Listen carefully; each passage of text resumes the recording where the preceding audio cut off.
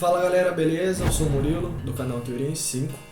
E na aula de hoje a gente vai fazer a nossa última aula no assunto de exponenciação e logaritmos. A gente falou nas 3 primeiras aulas sobre o assunto de exponenciação. Nas aulas de número 4 e 5 a gente falou sobre logaritmos. E hoje a gente vai falar sobre inequações logarítmicas, beleza? Eu vou deixar os links dos vídeos anteriores aqui na descrição. E é isso daí, galera. Bora lá pro vídeo, então.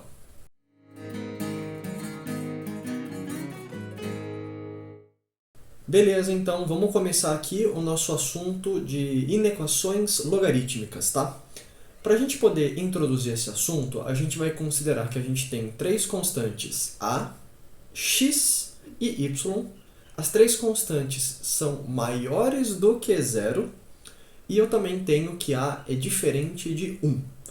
Nesse sentido, a gente vai querer estudar uma inequação do tipo log de x na base a menor ou maior do que log de y na base a. Então a gente vai ter basicamente 2 casos, como vocês viram na aula do Renan. Se a base a for maior do que 1, você vai ter uma função logarítmica crescente. Dessa forma, se eu tiver uma equação do tipo log de x na base a maior ou igual a log de y na base a, eu vou concluir que x é maior ou igual a y, porque o logaritmo de x na base a vai ser uma função crescente. Por outro lado, se eu tiver a entre 0 e 1, eu vou ter uma função logarítmica decrescente, e aí eu preciso inverter o sentido da minha desigualdade. Se eu tenho log de x na base a maior ou igual a log de y na base a, eu vou ter, então, x menor ou igual a y.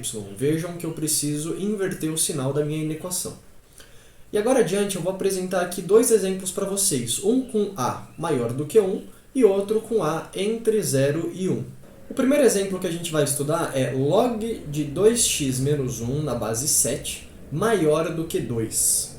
A primeira coisa é escrever o 2 do lado direito da inequação como um logaritmo de base 7. Ora, 7 elevado ao quadrado é 49. Então, 2 vai ser o logaritmo de 49 na base 7. Agora é importante a gente analisar a base desse logaritmo. A base 7 ela é maior do que 1. O que significa que a função logarítmica de base 7 ela vai ser uma função crescente. Então, a gente pode dizer que 2x menos 1 vai ter que ser maior do que 49. Manipulando essa expressão, a gente encontra que x tem que ser maior do que 25. Mas a gente deve lembrar que existe a condição de existência para o logaritmando. Ele tem que ser maior do que 0. Então, a gente tem que 2x menos 1 vai ter que ser maior do que 0. E a gente conclui, portanto, que x tem que ser maior do que meio. Se a gente reunir as restrições de número 1 e 2, a gente conclui que, no final das contas, x tem que ser maior do que 25. Então, o nosso conjunto solução vão ser os números reais, tais que x é maior do que 25.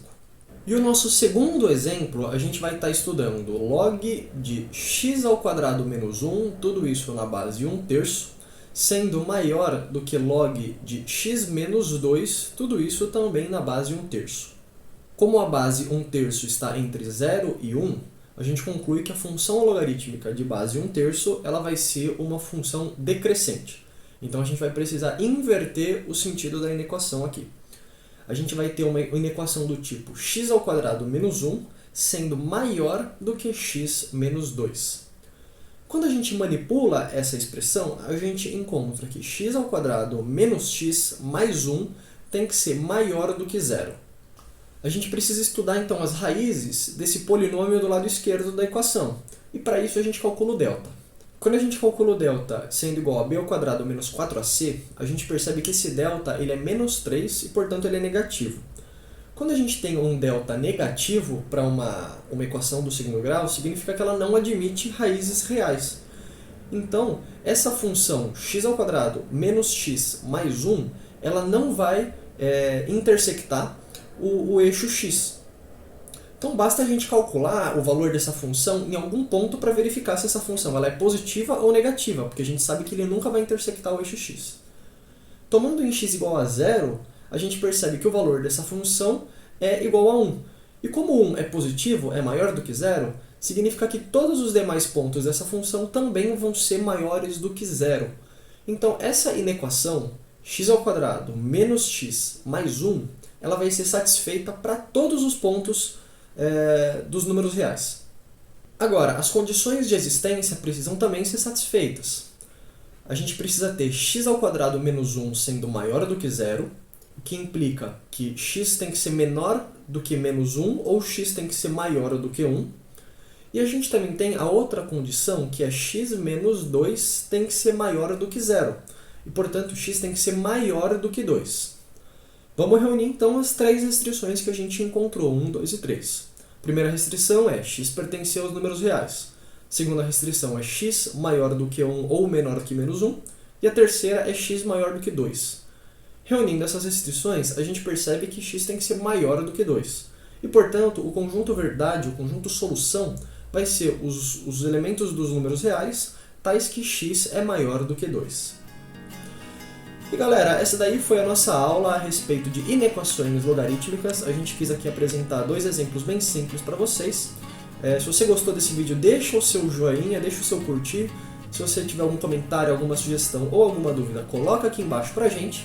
E é isso daí, galera. Bons estudos e até mais!